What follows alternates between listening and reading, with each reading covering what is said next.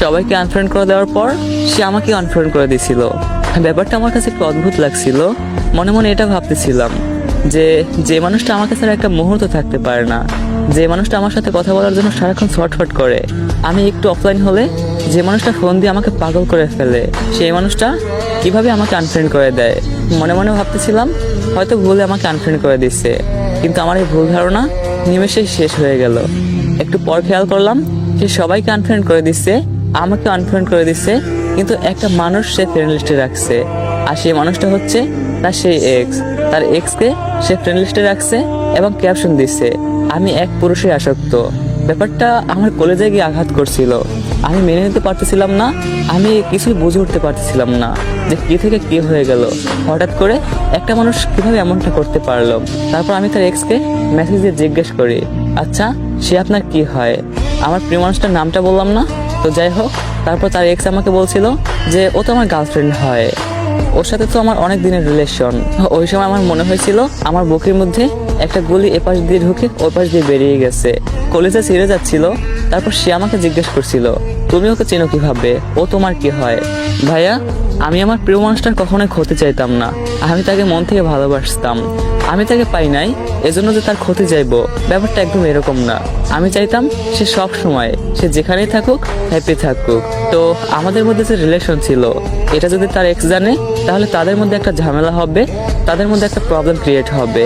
আমি চাই নাই যে আমার জন্য তার সুন্দর লাইফটা নষ্ট হয়ে যাক, তাই আমি তাকে বলে দিয়েছিলাম না আমি তাকে চিনি না। তারপর আমি আমার প্রিয় মানুষটাকে মেসেজ দিয়ে জিজ্ঞেস করলাম, আচ্ছা এমনটা তো না করলেও পারতে, তুমি আমার সাথে এই বেইমানিটা না করলেও পারতে। তারপর সে আমাকে বলতেছিল, দেখো আমাকে মাফ করে দাও, আমি তোমার সাথে এমনটা কখনোই করতে চাই নাই। তুমি তো জানো যে আমার আগে একটা রিলেশন ছিল, আমি ওই ছেলেটাকে অনেক বেশি ভালোবাসি। কালকে ওই ছেলেটার সাথে আমার সবকিছু ঠিক হয়ে গেছে, তো আমি ওই ছেলেটাকে ছাড়া থাকতে পারবো না। তুমি আমাকে মাফ করে দিও, আর তুমি দেখো তুমি আমার থেকে ভালো মেয়ে পাবা।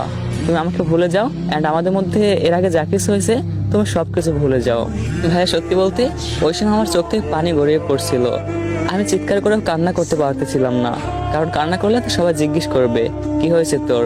এজন্য বুকে পাথর চাপা দিয়ে আমি ওই কথাগুলো হজম করছি। তারপর আমি তাকে কান্না করতে করতে শেষ একটা মেসেজে করছিলাম, তুমি আমার সাথে এমনটা না করলেও পারতে, আমার সাথে বেইমানি না করে সারা জীবন আমার পাশে আমার হাতটা শক্ত করে ধরে থেকে যেতেও পারতে। আমি তো তোমাকে রানীর মতোই রাখতাম, তো আমার সাথে বেইমানিটা না করলেও পারতে। যাই হোক, ভালো থেকো। আরেকটা কথা মনে রাখো, আমার ভালোবাসা একদিন তোমাকে ঠিকই নীরবে কাঁদাবে, সেদিন তুমি আমাকে চাইলেও আর পাবা না। মনে রাখবা, আল্লাহ বেঈমানদেরকে ছাড় দিলেও কখনো ছেড়ে দেয় না। ভাই তারপর সে আমাকে ব্লক করে দেয়। এদিকে আমি কান্নায় ভেঙে পড়ি, আমার দম বন্ধ হয়ে যাচ্ছিল। তাকে নিয়ে কত স্বপ্ন সাজাইছি, আমার ভবিষ্যতে প্রত্যেকটা স্বপ্ন তাকে নিয়ে সাজাইছি। এখন তো সে নাই, কি হবে আমার? আমার চারদিকটা একদম অন্ধকার হয়ে গেছিল, আমার দম বন্ধ হয়ে যাচ্ছিল, চারদিক থেকে কষ্ট আমাকে চেপে ধরতেছিল। আমি একদম অগোছালো হয়ে গেছিলাম, আমি খেতে পারতাম না, আমি ঠিকমতো ঘুমোতে পারতাম না, আমার সবকিছু একদম অগোছালো হয়ে গেছিল। চারদিকটা আমার কালো কুয়াশায় ঢেকে গেছিল। দেন আস্তে আস্তে আমি নিজেকে সামলাতে থাকি। প্রায় 7 মাস দম বন্ধ হয়ে যাওয়া অবস্থা আমার কেটে গেছিল। আজকে 7 মাস পর সে আমাকে মেসেজ দিয়ে বলে, কেমন আছো? তারপর আমি জিজ্ঞেস করলাম, কে আপনি? তারপর সে আমাকে বলছিল, কেন ভুলে গেছো? ভাইয়া সত্যি বলতে তার মেসেজ দেখে আমি তাকে চিনে গেছিলাম যে এটা সেই আমার বেঈমান প্রিয় মানুষটাই হবে। কিন্তু তারপরেও আমি না চেনার অভিনয় করে তাকে জিজ্ঞেস করছিলাম, কে আপনি? তারপর সে যখন আমাকে বলছিল, কেন আমাকে ভুলে গেছো, আমি তাকে আনসার করছিলাম যে বেঈমানদেরকে মনে রাখার কোনো প্রশ্নই আসে না। তারপর সে আমাকে বলছিল যে দেখো, তুমি তো বলছিলা তোমার ভালোবাসা আমাকে একদিন নীরবে কাঁদাবে, সেটা আজকে সত্যি হলো। সত্যি তোমার ভালোবাসা আমি বুঝতে পারি নাই, তোমার ভালোবাসা আসলে সত্য ছিল। ওই সময় তোমার সাথে বেইমানি করে আমি অনেক বড় ভুল করছি। আমি যার সাথে রিলেশনে গেছিলাম ও আমাকে ধোঁকা দিয়ে ওর বান্ধবীর সাথে রিলেশনে গেছে। তোমার কথাটা আজকে সত্যি হলো। তারপর আমি তাকে বলছিলাম, আর কিছু বলবা? দেন সে আমাকে বলছিল, আমাকে মাফ করে দেওয়া যায় না? তারপর আমি তাকে বলছিলাম, মাফ? বেঈমানদেরকে মাফ তো একবারই করা যায়, বারবার না। তারপর সে আমাকে বলছিল, দেখো আমি তো তোমারই ছিলাম, আমি তো আমার ভুলটা বুঝতে পারছি, আমাকে একটাবার মাফ করে দেওয়া যায় না?